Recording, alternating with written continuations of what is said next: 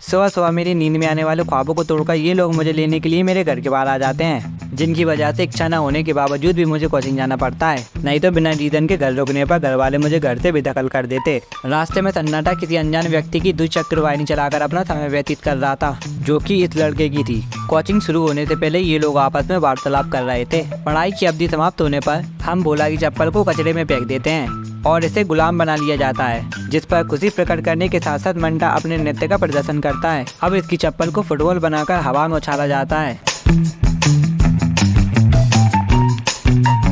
जो कि आखिर में से प्राप्त हो जाती है। अब यहाँ पर ये अपनी शक्तियों का प्रदर्शन करते हैं और इन दोनों के बीच थोड़ा मतभेद हो जाता है। इतने में ही मंटा और सन्नाटा की द्विचक्र वाहिनी को बॉर्डर पार करा देते हैं, जिस पर ये शोक प्रकट करने की जगह मंटा की गाड़ी का अपहरण कर लेता है। अपनी द्विचक्र वाहिनी को वापस लेने के लिए ये भी बॉर्डर पार चला जाता है। अपने कर्मों का फल भुगतने के लिए मंटा इसकी सहायता करता है।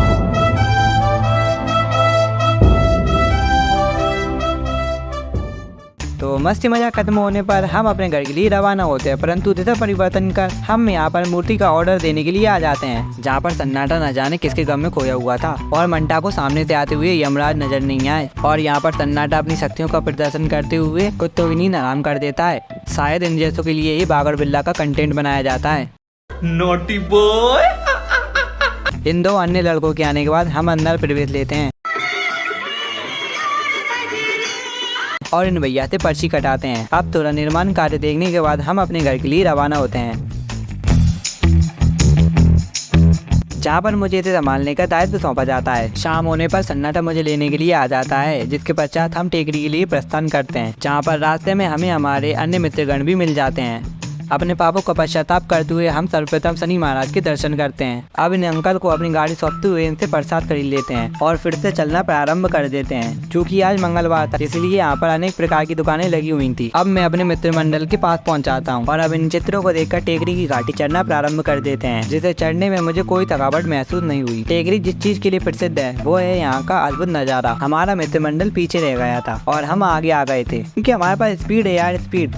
पावरफुल ऊर्जावान व्यक्ति जय बजरंगबली समुद्र पार करते हुए और आखिरकार हम टेकरी पहुंच जाते हैं। यहाँ पर गाड़ियों को पंक्तिबद्ध रखा जा रहा था, परंतु हम तो ऊपर गाड़ी लाए थे ही नहीं। घंटा बजाकर भगवान को सूचना दी कि हम आ चुके हैं। यह है चरण पादुकाएं रखने का उच्चतम स्थान। इसे नजरअंदाज करते हुए मैं यहाँ पर अपनी चरण पादुकाओं को रखता हूँ और अपने चरणों को शुद्ध करने के बाद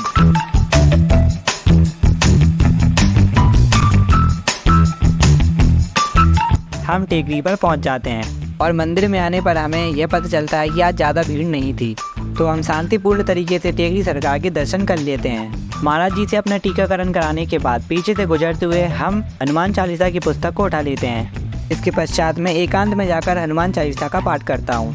भीड़ में हमें अपने दो मित्र और मिल जाते हैं, जो कि फोटो क्लिक कर रहे थे। इनसे मुलाकात करने के बाद मैं नीचे की ओर चल देता हूँ और माता के मंदिर में पहुँच जाता हूँ। माता के दर्शन करने के बाद हम यहाँ पर आ जाते हैं और अब मैं इसी दिशा में चल देता हूँ, जहाँ पर हमें ये दिखाई दिया। लगता है भविष्य में यहाँ पर कुंड बनाया जाएगा, परंतु ये उपद्रवी जीव इसके नीचे चला जाता है, जहाँ पर इसे एक बोतल मिलती है, जिसके साथ हम कैच कैच खेलने लगते हैं। अब इसके हाथों में अपना हाथ डालकर मैं इसे ऊपर की ओर खींचता हूँ,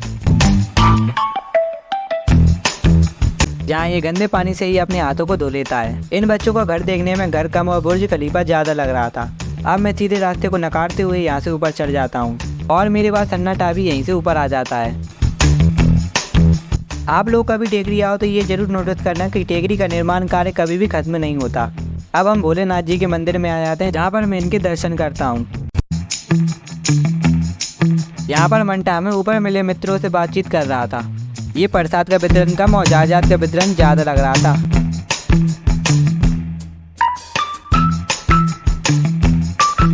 खैर मुझे तो अपने हिस्से का प्रसाद मिल ही जाता है। यहाँ से अपनी चरण पादुका उठाकर हम नीचे की ओर रवाना होते हैं। भोला बिजी होने का ढोंग कर रहा था, पाखंडी कहीं का, और सन्नाटा बाबा जी बनकर सबको आशीर्वाद दे रहा था। नीचे मैं सन्नाटा के साथ प्रेम प्रकट करता हूँ। इन दुकानों पर सामानों को देखा लेकिन खरीदा नहीं। गरीब इंसान है ना। भोला भिखारी बनकर नीचे बैठना पसंद करता है, परंतु हमें नाश्ता नहीं कराता है। देर तो डोरेमोन घूम रहा था और बच्चे जंपिंग जैक में दौड़ लगा रहे थे। अब हम अपने घर की ओर चलना प्रारंभ कर देते हैं, जहाँ रास्ते में ये छतरी लगी हुई थी और ये पुल हमारा हार्दिक स्वागत अभिनंदन करता है। और रास्ते में एक कुत्ते के मुंह में दवाई डाली जा रही थी। बेचारा बीमार होगा। रास्ते में हमें कुछ ताजिए देखने को मिले, जिन्हें और अच्छे से देखने के लिए हम मार्केट आ जाते हैं। मार्केट में बहुत ही ज़्यादा भीड़ थी, तो हमने पैदल चलना ही पसंद किया। मार्केट आ ही गए थे तो आज खर्च हुए पेट्रोल को पुनः डलवाते हैं और अपने घर पर सावधानीपूर्वक पहुंच जाते हैं। अगर आपको ये वीडियो अच्छी लगे तो ऐसे ही और इंटरेस्टिंग ब्लॉग देखने के लिए हमारे चैनल को सब्सक्राइब करें और हमारे चैनल का समर्थन करना ना भूलें।